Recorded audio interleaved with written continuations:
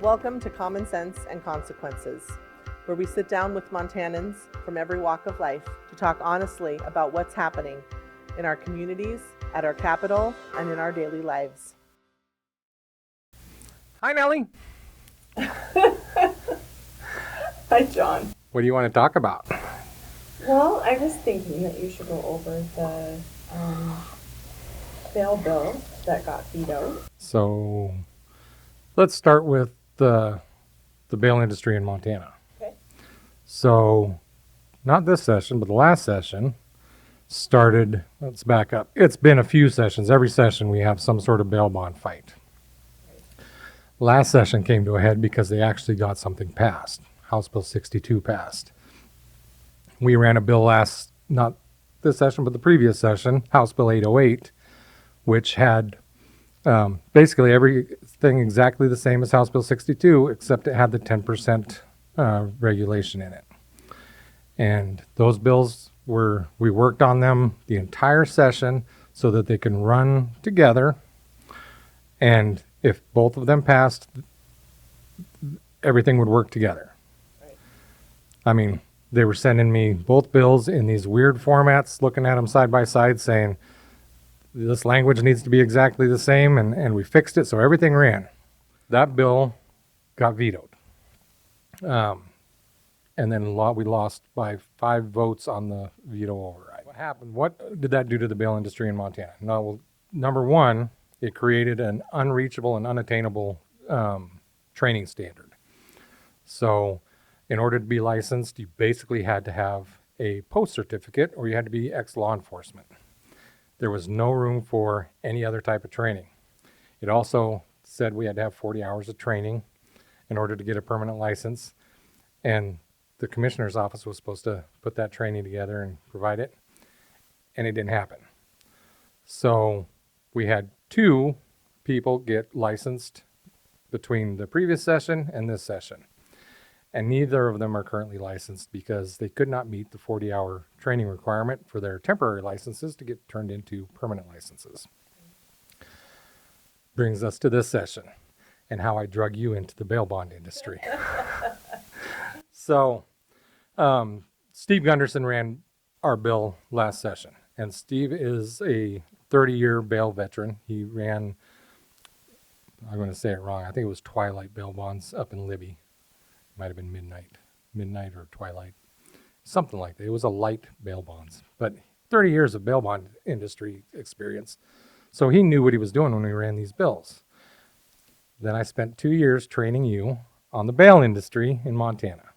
Right, which I didn't even really know what bail was or what it did or who regulated it or anything before I met you through Representative Gunderson, who I respect a lot, which is why when you and him came to me and talked about bail, I decided that I better hop on board with you guys. Was it because it was bail or is it because it was insurance and you love the insurance side of stuff? I love the insurance, but honestly, Representative Gunderson worked so hard, and I saw him in the halls working all the time on all of this bail reform. I knew how important it was. I still didn't really know all the nuances of bail, but I did know that it was important, and I knew that there was a ton of research and work and time and money already invested into helping the bail industry. So you're not mad that I drug you all over the United States to every bail? I'm still absolutely mad about it. No. It's been a great experience. But I did drag you to every conference and every bail thing I could drag you to. Yes, you did. Not just because it's important to know Montana, but it's important to know bail as an industry as a whole for the nation. Because a lot of people don't understand that bail at its core is an insurance product. Secured bail is just a guarantee we write to the court that says this individual that's facing charges, we promise that if you let him out of jail, give him his custody to me as a bail bondsman, I'll take custody of him and make sure that he returns to court. 2 years of training you on how to be a bail bondsman And then we wrote three bills for this last session. And you really worked hard. I mean, I know Steve worked hard on the previous session, but man, we had to push and work and talk. And I was up in the hallways trying to get signatures and promises. And so let's talk about our bills that went through, or one that went through, and two that failed. Well, one that passed, and then got vetoed again. So our first one was House Bill 726. So 726 was we were trying to get a residency requirement for bail bonds in Montana. And we got a lot of pushback on that because everybody thinks that bail bondsmen should be, we don't want to confuse insurance and bail bonds. So we don't want to close our state lines down to insurance people being able to come in and provide insurance to Montana. Right? But if you look at any other insurance, state lines matter. So that was a rough one to sit and argue, and that didn't even make sense to me as an insurance person. Well, we had the insurance guys show up and testify in opposition to this. Right. And then afterwards say, I don't understand what the problem is, because after I heard you talk about why bail bondsmen need to be local, this shouldn't affect any other insurance product. Am I? Yeah, you're correct there. So I guess we won't have to linger on this, but this wasn't insurance. This was a public safety issue. Because if you have a bondsman in California bonding people out of jail in Sidney, Montana, and then that guy doesn't show up for court, who's going to get that guy and make sure he goes to court? The guy from California is not coming up here, and he can't unless he's licensed to sell bonds in Montana. And when he calls up here and he calls my office and says, hey, I wrote a bond in Sidney, Montana, and I want you to go pick this guy up because he failed to appear for court. Well, the effects of House Bill 62 say that my bond license is now tied to any fugitive recovery we do. We're not going to put my bond license on the line for any other company. Now, had we still had fugitive recovery guys, those guys would have taken that contract and gone and got him and returned him to court. But House Bill 62 killed that in Montana. So the Senate changed this one. They put they put an amendment on it that says that you have to maintain a fixed place of business or is a full-time agent within the state. So what does a full-time agent within the state mean? Well, that can mean a lot of things. And as insurance goes, to me, that means that you could have an out-of-state insurance company that is then just having an agent placed in our state, which means, how do we regulate them when they're signed up with our state auditor, but the company isn't signed up to the extent that the agent is. And so it kind of loses a lot of its teeth as far as any kind of ability to go ahead and call these guys in and tell them, hey, you can't be doing that in our beautiful state of Montana. So I asked the senator that put this on the bill what that means, and he couldn't give me an answer. He's like, I'm not sure exactly what that means. No. And then our representative that killed our attempt to get this into committee, when I asked him what that meant, the attorney, what does a full-time agent within the state mean? He said to me, it means that you're working 40 hours a week.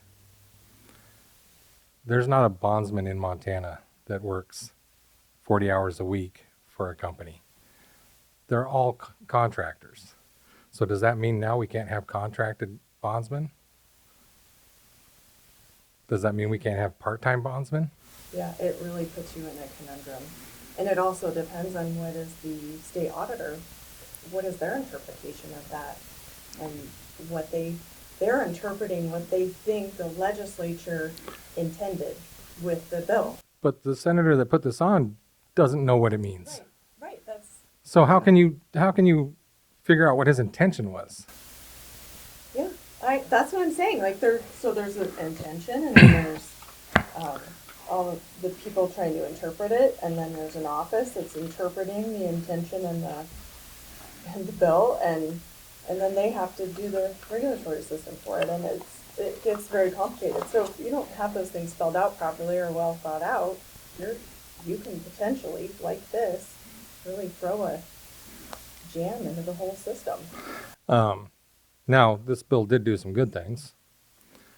Not all bad. I mean, it's got one bad line in it, but it did fix our training requirements from 40 hours to 16 hours, and did now allow the commissioner's office to authorize permanent licenses for people that have training similar to the law enforcement training they took all of the training requirements from originally. So now, like the guy that I hired that was a detention officer, he wasn't a sworn officer. That's why he couldn't prior get his permanent license. Now, if I hire him, he has similar training. He'd meet the requirements. This bill passed with that with that dumb line in it, but we're going to try and fix that in rules. We've already talked to the commissioner's office, and they're willing to work with us. Now let's talk about House Bill 729. House Bill 729 did one thing. It did what House Bill 808 in the previous session got passed, which was require a 10% minimum premium to be paid by a defendant up front to get bonded out of jail. Right. This got vetoed again. Yeah. This had, I don't think anybody opposed this in any of our committee hearings. Oh, did Frank come in on? I think Frank came in on the House side, He was not supposed to, but he did. and then he did come in on the Senate side, but I think what he said was we very lightly oppose this. Yeah. Still opposing. One guy Yeah. came in and opposed it. We had prosecutors testify in support of this. We had judges. We had the backing of everybody that has anything to do with the bail industry backing this. And then it got vetoed by the governor. Do you remember what happened 4 days before the governor vetoed this? No, what happened 4 days before? It was in your town, in Billings. Oh, yeah, sorry, you're talking about that news before. Yeah.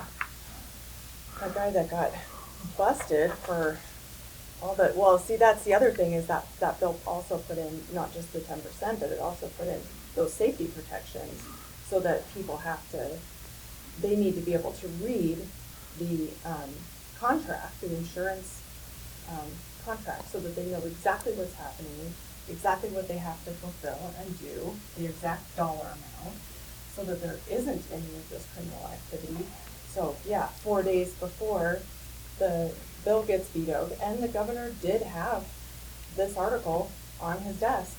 So he knew that this could happen, and yet here the veto came. And you can explain what this guy did. 4 years ago, we walked into the commissioner's office. Well, 4.5 years ago. It was before the previous session. And we were bringing attention to bondsmen around the state. The association did this. The association went in and said, hey, we have these bondsmen around the state that are trading bonds for drugs. They're not collecting full premiums, and they're raking their defendants over the coals. It's called churning, where they will let a guy pay 1% or 2% to get out of jail, and then when he forfeits or he gets in trouble, they've got their hooks into him because they still owe him money. Well, he'll take the guy back in and then bond him right back out again just to keep him on the hook. The big incident last session that prompted all this was the murder in Butte, where the bondsman took the guy and took one of his guys that he had on bond, coerced him to go with him to go do a recovery, and then they ended up shooting and killing somebody. The only reason he was able to do that was because the guy owed him money on a bond still. You need to have really clear lines when you're dealing with money and contracts and to keep people above board. So people like this aren't predators to people in need. You know, it's one bad apple ruins it for everybody. And there's always, you never see good articles about bondsmen. Right. You only see negative articles. There's no feel good. I mean, everybody points at Dog the Bounty Hunter and that idiot Patty Mayo, who isn't really a bondsman. It's just a television show. But that's what they base bondsmen off of. And then you have guys like this running around that we know about, we've brought attention to. One of these articles that was in Billings earlier, the guy that was in the standoff in Livingston and then got picked up for doing bail recovery because remember HB53 got rid of bail recovery. There's no such thing as recovery agents in Montana. But he's been running around for 2 years arresting people, claiming to be a bondsman without a license. So we know these guys. We bring them to the attention of the commissioner's office, but there's really nothing. There's no teeth that they can do for enforcement. So what this bill was supposed to do was take that tool out of the pockets of unsavory bondsmen. This is I look at it as a public safety thing.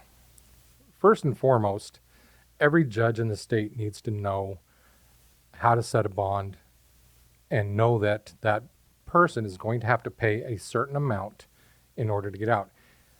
Think about all the judges that have to deal with bondsmen in their area that are charging 1% down, 0 down to get out of jail, 5%. If you pay 1% of a $100,000 bond, you're getting out of jail for nothing. There's no incentive for you to go back to jail because that bondsman is going to bond you out again if you miss court for 1%. Right. So what this did was make it standardized across the state. Just like 35 other states in the union that have a 10% minimum or higher, or some version of a premium rate that is required prior to getting out of jail, so that the judiciary has something to go off of, so that prosecutors know what to recommend for bond. Because right now, well, I can recommend $25,000, I can recommend $50,000, I can recommend $100. I don't know what this guy's going to pay because there's no industry standard for a premium. The judges that I spoke to were giddy about it because they really didn't have a clue, what if the people were able to bond out. They know if their jails are full, they know if somebody's a risk or a flight risk, and they have to weigh all of that with a dollar amount of, what is going to get that person back in here to court when they need them there. And so they're trying to work with a jammed up system and to have no real marker or clue as to what to set the bail amount at to know, what's going to work. It's really difficult for them, and they have to sit there and think on it extra and try to do some research. And I think putting a percentage on there that they can just easily say, you know what, this is what's going to happen, and so you need to pay this much. And just knowing exactly kind of what is that carrot to get them, what is just enough of investment for this person to get them back to court. And I think that's why they were giddy when I spoke to them, just as far as the judges go. So, but yeah, there was a lot of happy parties with that bill. Do you remember what the biggest argument against this was? Price fixing. Why is this not price fixing? It is not price fixing because it's an insurance product. And you're setting, I don't know what insurance product you've ever purchased where you don't pay the premium up front or a portion of the premium up front. I don't know how an insurance company could do business if they continually had a product and then never got paid for it. So I taught you all about bail, right? So I sell an insurance product and I put a guy on a payment plan. Is there another insurance product that does not allow you to cancel that policy if you don't pay your premium? No, not to my knowledge. Can I cancel my policy? No, you cannot. I can. You're on the hook, sorry. Why can't I cancel my contract with you? How special, John. Apparently not. We're going to treat it like every other insurance product. Well, it's special. We're gonna make all different rules. We're gonna treat it all completely differently. Well, that was one of the hardest things, was trying to explain to legislators, to anybody. Listen, this is, again, it's public safety. Yes, it's a contractual agreement. I can't go out and arrest somebody if I let them out of jail for 5% and I tell them you owe me the rest of it over the next 6 months, and then they don't pay me. I can't just go out and arrest them and put them back in jail for non-payment, because that's a civil contract. They have to do something else to violate the conditions of their bond in order for me to legitimately put them back in jail. That takes us back to our unsavory bondsmen. So they're getting people out for 1% down, 2% down, and then they're not getting paid. They're coming up with some sort of excuse. You know, nobody's checking them to see, why'd you arrest them? Why'd you bring them back to jail? Because they're not going to say it was for non-payment of premium. But there is no other insurance product that you cannot cancel the contract. A bond contract cannot be canceled until the conclusion of the court case, or they violate their side of the contract, which does not include payment of premium. Even mandatory insurances like auto or comp, they can still cancel for non-payment of premium. So, I mean, you have stricter insurances that you can still cancel, is what I'm saying. Oh, I know. I can't cancel though.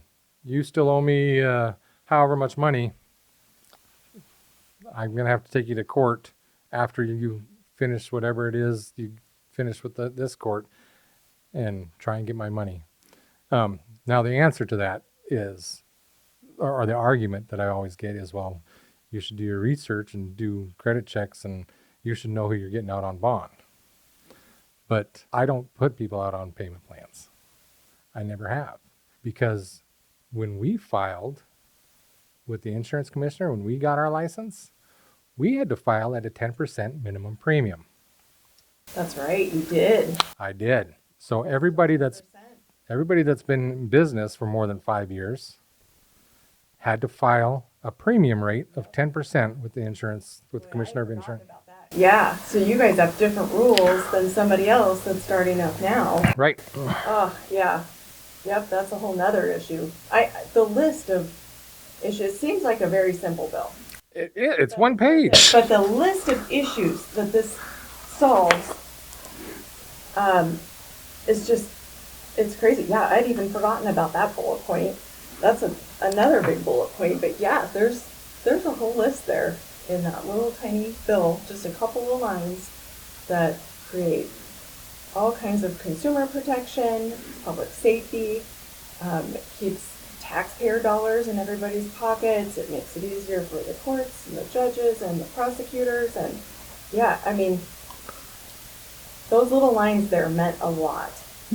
This was, if any, all of the other stuff that we did could have failed. As long as this one passed and didn't get vetoed, this would have solved 99% of the issues with the bond industry. And it got vetoed a second time. With the education, with the talking with the governor's office. With the articles. The articles, all the things that have happened. Yeah, it's mind-blowing how one person can just say, no, don't like it. But that's how our system is set up, so I guess we get to try it again next session. Do you think we're going to be able to get this through the next session? We'll get it through again. You think it's going to get vetoed again? Vetoed? Well, Yeah, who's our governor next time? It'll likely get vetoed again. Yep. Even if, Hopefully the people will understand and will know more. Maybe we can get more public support. They have those big rallies all the time at the Capitol. how many people are going to go out and rally for bail? You don't know, you know why people don't know anything about bail? Because you don't care about bail bondsmen until you need one. Oh, same with insurance, with other insurance too. I feel ya, and getting people to rally or have any attention around it is crazy ridiculous. People don't want to talk about insurance or bail, and bail is also really personal. So I mean, it's formed around a time in your life where you've done something that was regrettable. Well, and that's true. It's also the most stressful time people are going through. So when you have unsavory bondsmen that take advantage of that, and there's no sideboards in place to keep them from doing that, public safety, consumer protection. This protected those people in jail who are at their most vulnerable because you're negotiating a contract from behind bars, or mom and dad are trying to negotiate a contract to get Junior out of jail. And mom really doesn't want her baby boy sitting in jail with all of the unsavory characters and people that are in jails. Well, and think about the Constitution and what this is doing to people that are accused, but not, they haven't gone through trial yet. So, so think about that from that perspective too. What if it's you're innocent, and you need to get out on bail, and you're stressed about it because you either don't fully understand, or you understand but it's not right, and then cue shady character there who wants to take advantage of you, and you're in a whole situation there with. Better yet, when I pick up the phone and I call and I get that call center in Tennessee or California or wherever your call center is, and somebody from a different state is telling you how bail bonds work in Montana. Yeah. No one there to actually guide you. And yeah, I mean, having those hometown resources is extremely important. And we already know that when you live in a community, you invest in that community, you have your family, your kids there. You don't want somebody out on the streets that is not safe. And so you're gonna make sure that if there is something going on with this person in the situation, that maybe they don't get bail and maybe they stay in jail if there's somebody that you know could be a danger to your children and family. Also, on the other end of it, if you know that they've made a mistake, or they just haven't even they've been accused but they haven't been prosecuted yet, they're still waiting, you can then go ahead and guide them and let them know that their community wants them back in it. They want you. We want people to keep their job, to be able to pay their mortgages or rent, to be able to feed their children. Your whole life falls apart when you're in jail and you lose your job, and then everything just starts to fall from there. And this is a pivotal point where you can take people and give them essentially a choice to have their life back. They're making an investment in this bill to have a choice to go back out there and continue to work and take care of their family. So I think that taking that option away, and to me, taking that option away is having a 0% bail. I mean, you're just letting them out. You're not, there's no investment there. There's no hook. There's no skin in the game for them to come back and show up at court. But there's pretrial services. Do you want to get me started on pretrial services? No, we're not going to dive into pretrial services right now. Oh boy. I wish people would understand, and it's just educating. And unfortunately, it's taken us 2 sessions to educate a lot of legislators who aren't going to be there again. I mean, even after the first session, I was calling and thanking legislators for helping us get a bill passed, and they were saying, you know what, I don't want to be there anymore. I'm not going to be there for the next one. Yeah. And I think it was Representative Lynch out of Butte, Ryan Lynch, called him and I asked him if he would help us with this session. He's like, I'm not coming back. I'm like, and we don't agree on a lot of things, but he understood and wanted to help, but he didn't want to be back in the Yeah, legislature. and he's someone great to have great conversations with. I mean, if you want to do a true bipartisan bill like this, that's public safety and for the betterment of people in their communities, like he's a great one to talk to. Did you find, just because, hindsight's 2020, did you find that one side of the aisle opposed bail more than the other side? I did not. But the votes at the end of the day reflect one side against the other. Were they voting on the bill or were they just voting to vote party lines? Okay, so I think part of it is depending on which bill, which of the three bills, and then the other part is at what point did we see all of that, the lobbyist influence and money come into the equation. So I think that also has a play in who's voting and who's not, and who changed their vote and who changed their tune from the beginning of session and reading through all the words and saying, yes, Nelly, this looks great. Yes, John, this looks great. I have talked to people. This is a wonderful bill. To, as the session gets messier and messier, some of the tune changing as far as whether they need their bills to pass in other areas. So it's interesting. Politics is complicated and interesting. One of I don't remember who it was. I think it was a senator that introduced me somewhere as a lobbyist for the bail industry. And I thought, yes, I'm lobbying for the bail industry, but I could never be a lobbyist because there's so many backdoor shady things that go on that you hear about that happen to you or happen to me that I just couldn't do it.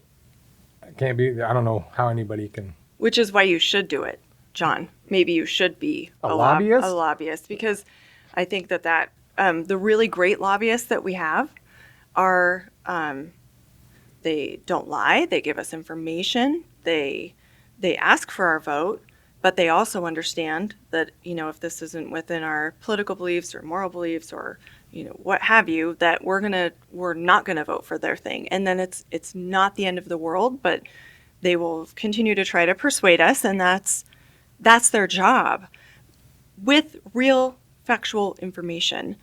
But the lobbyists that take the money and pull support and try to work in other bills with things, and it just gets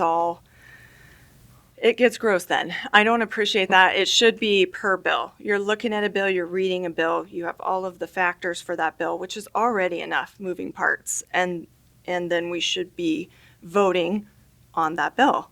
And it should be that simple, but it is not. And you see it. And as you get further into before transmittal, and then after that toward the end of the session, it gets very complicated and more trading happens and that kind of thing. And I didn't have to do that. So that was nice. So our third bill, do we want to even discuss the third bill? The big bill? The big bill. Yeah, we should probably talk about the big bill with how much work went into that. So that bill was drafted. We had to take, number one, we drafted all of this together at one time at first. Correct. And then we broke it up. And the reason we had to break it up was because we had to treat each bill as catering to an entity. So like the 10% was it only dealt with CSI, it only dealt with the insurance side of things.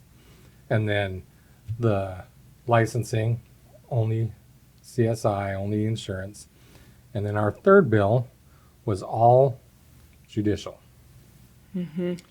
And what it was drafted to do was to reiterate a because I don't think we put anything new in there. In fact, the only thing new was I think Representative Rozier actually passed a bill that did the same thing our new section did, which was not allow judges to set bond or release defendants from a neighboring or other county, which kind of plays into the bail bond industry a little bit because we run into issues with that. But we had conferences, we had judges attend, we talked to law enforcement, talked to attorneys, prosecutors, and all our big bill did was make everything consistent across the state and lay things out clearly so that there's no separate interpretations. There's 207 courts in Montana, from district courts to lower jurisdictional, to water courts to specialty courts, 207 of them. How many of them process and handle bail bonds the same way as the court beside them? Yeah, none of them. They all do their own thing. They all do their own thing. They all have their own communication system, and it is all a separate deal. It's very confusing. So for those bondsmen that work outside of, like I have bondsmen that work in their communities, they have to learn what their neighboring courts do, or what even the courts within their county. So the municipal court is handling bonds differently than the justice court. The justice court handles bonds differently than district court. And none of them get processed correctly or the same. So our big bill, number one, stated intent. Mm-hmm. What the intent of the bill was. And the intent for each section was in the bill. And I heard some arguments on the floor about writing intent into bills. Shouldn't do that. Don't want to put intent into a bill so that people don't have any questions about what the intent of the legislature was when they passed this bill. Oh, there were some entities that did not want that written in. Yeah. It's interesting that courts wouldn't want that written in. But if you don't write that in, they could probably interpret the intent in different ways and maybe continue doing things how they do it instead of having, training in a system and have it all. Let's look at just the arrest authority of a bondsman. So House Bill 62 changed the arrest authority of a bondsman, clearly outlining it, saying that a bondsman had to have probable cause that a defendant would not appear for court, or that they had violated the conditions of the bond. Okay. Okay? And then the Supreme Court took that, or actually issued a ruling or an opinion, I think it was a month before House Bill 62 became effective, or 30 days after. Because I think it was January 1st, 2023 that was the beginning of session then. No, it was 24. January 1, 2024 is when House Bill 62, most of it took effect. Some of it took effect earlier, but the big part of it took effect January 1st. And then Montana Supreme Court issued an opinion about the arrest authority of bondsmen, basically wiping House Bill 62, the arrest authority part, away. Now, MCA 469510, the first line says that a bondsman can arrest a defendant any time before or up to 90 days after a forfeiture. Probably everybody's going, what the heck is a forfeiture? Forfeiture is when the court says the defendant has failed to appear or has failed to do something that the court said. So probable cause that a defendant's not going to appear, or they've failed to abide by the conditions set by the court. Their bond gets forfeited. They notify the bondsman. We have 90 days to arrest them. But the MCA clearly states any time before or up to 90 days after we can arrest. And the Supreme Court took that and read it in conjunction with 5 other different sections of law and said, no, that wasn't the intent. The clear language written in that MCA is not what the legislature meant. So our bill clarified it. Yep.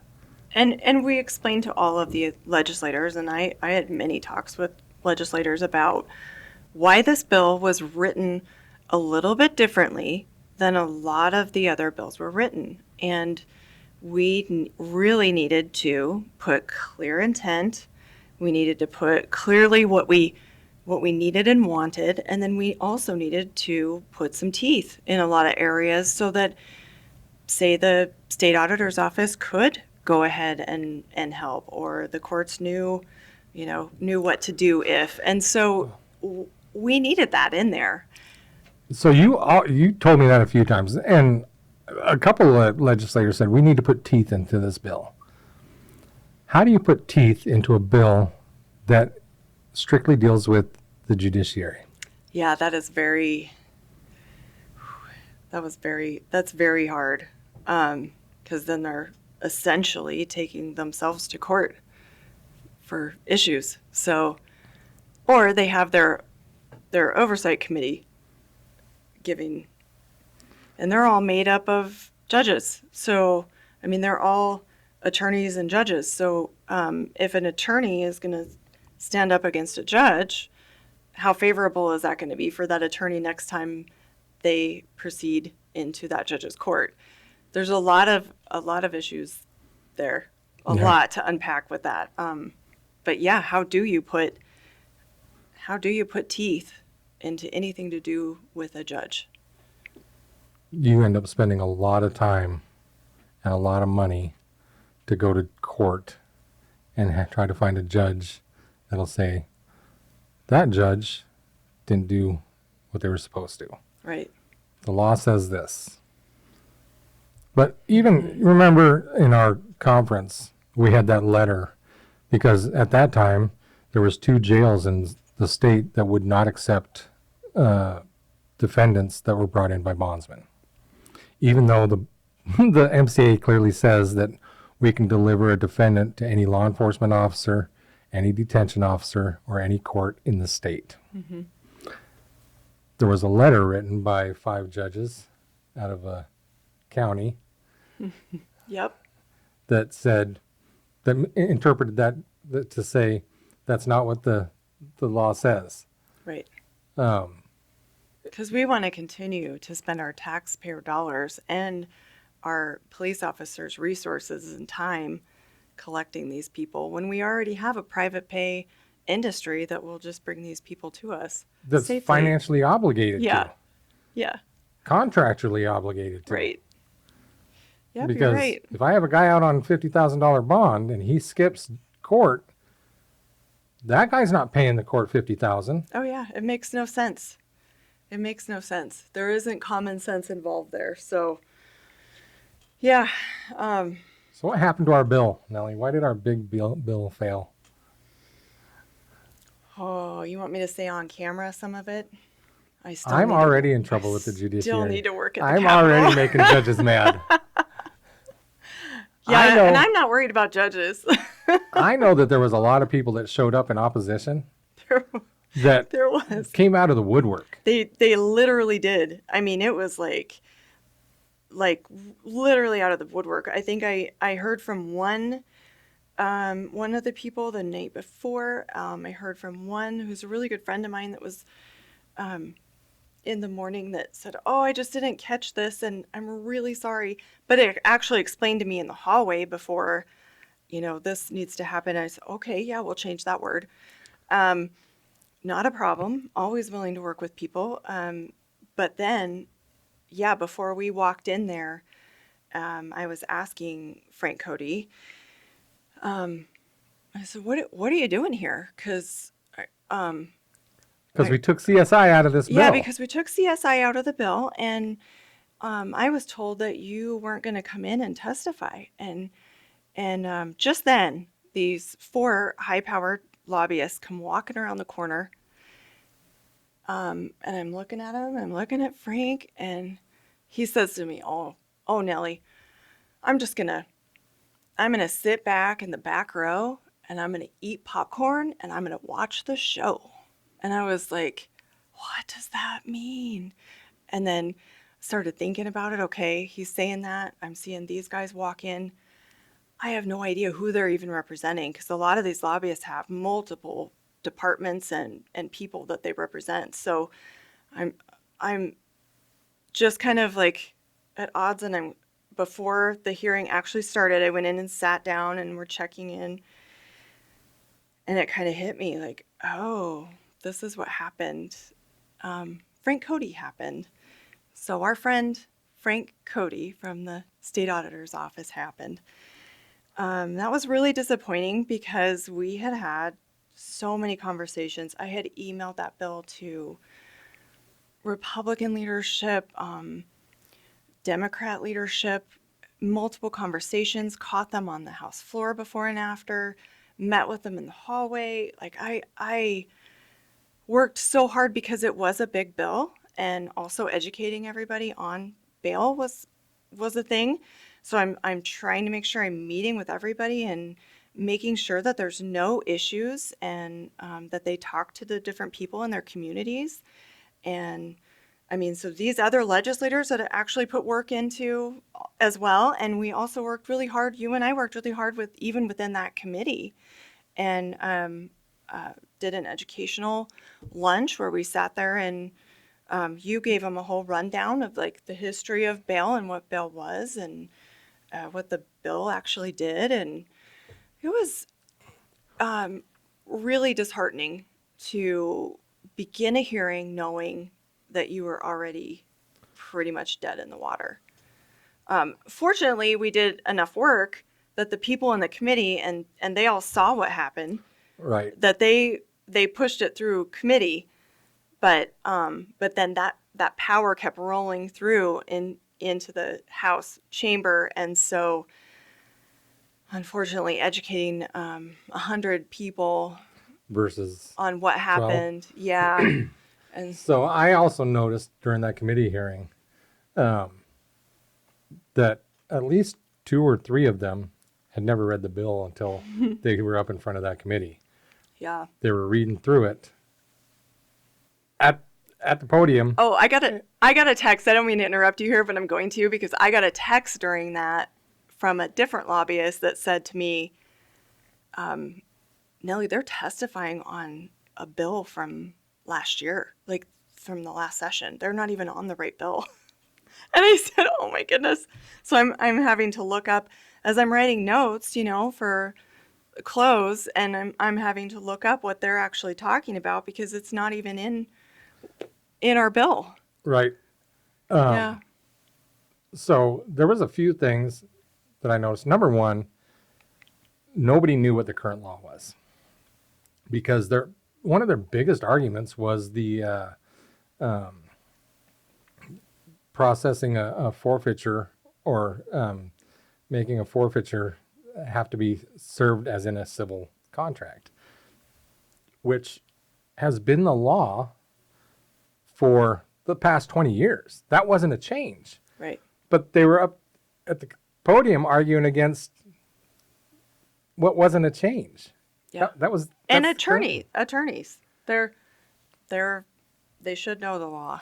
And then it hit the floor, and we had a law enforcement officer stand up and testify against something that's been the law for the last 20 years. Because somebody said, I don't understand. They can turn over a defendant to any court or any law enforcement. And he stood up and said, I don't know how that's not going to work. That can't work. It's already happening. And he also made fun of the people that were calling in. We had so much support. People were calling and texting and emailing, please, the Montana needs this, like, pass this bill through. And he actually got up and mocked the people that were calling. The people we're supposed to be serving and listening to in the legislature. Don't try and contact your legislature, because they're going to make fun of you on the floor. Yeah. I could not believe it. I actually went home and I cut that piece out of what he said on the floor, because I thought, oh my, I can't even believe this is happening. I have not heard something like that ever before, and it was it was a real slap in the face. And I know how hard the people in the industry and all these different all these different industries that are affected by all of this are how hard they worked and the time they put in. And I just, that was too much for me. That was too much. I saw all the lobbyists and the money and they create confusion so that it muffles everything, especially with something complicated that the legislators aren't exactly sure of. And so once they do that, the bill's already kind of dying. And then, but to hear that was just a real slap in the face. I was pretty upset about that. And I did talk to him about it. Because I'll talk bail all day long. Correct, you will. Let's. You'll talk bail all 3 days long till you fall over. I don't think you understand how much I love this industry. And I think I might. Which is great. We need you, because I'm not going to do that. I'm not going to talk about bail for 3 days straight. No? No. I mean, I worked on it all session and the 2 years before, but oh my goodness. Yeah, you have to have a pretty serious passion for it. I definitely have a passion for people and public safety. And so that, and also not spending taxpayer dollars. We can get into that in a different session. That needs to happen, John. People need to know about that. So, wrapping this up, I think we do need to mention that we have a new commissioner. Yes, we do. Who is on board and understands bail, because I've sat down with him a few times and gone over these things. What happened this session was not because of the commissioner's office. Right. So Commissioner James Brown was willing to sit down with us. He was willing to open up his office to us and send us people that we could then talk to, help us go through bills and wording, and make sure that all the things that had to do with his office were understood, agreed to, followed through, so that our bills would go through. Because we didn't want to waste time. He didn't want to waste time, and he was very open to working with us. And in the past, we haven't had that with the state auditor's office, and so it was a really great big breath of fresh air, and really nice to be able to actually work with that office, which is what's supposed to be happening. And on that point, I mean, we worked when House Bill 62 passed. There were some things that were bad in it, but we continued to work with the commissioner's office. I went in and we rewrote the surety test, the bail surety test. We developed the new form, the statewide form that the commissioner's office requires for all bondsmen to do revocations with the courts. So the cooperation is there. Mm-hmm. What happened this session was... Yeah, it was a one-off, one-person show. So, and that was really unfortunate. And we did get acknowledgement and apologies in the hallway about some. Now we have to wait 2 years. I realize that, and it's really unfortunate, and it's just a huge waste of everybody's time and our state tax dollars to have to rerun bills like this again. And so, I mean, I guess I feel like one person should probably be paying back the state, but that's neither here nor there. So. All right. What's our next conversation going to be about? For you and me, I really think I love when you talk about the constitutionality of like the Constitution and bail, and how bail is in the Montana Constitution. It is. Article 2, I know Section that. 21. We'll talk about that later, John, but right. Also I want to talk about how much money in how many different areas bail saves taxpayers. That is extremely important too. I think that's huge, and I think people would be interested to hear about it. So let's I think talk about Carrie'd that be next interested time. to hear about that.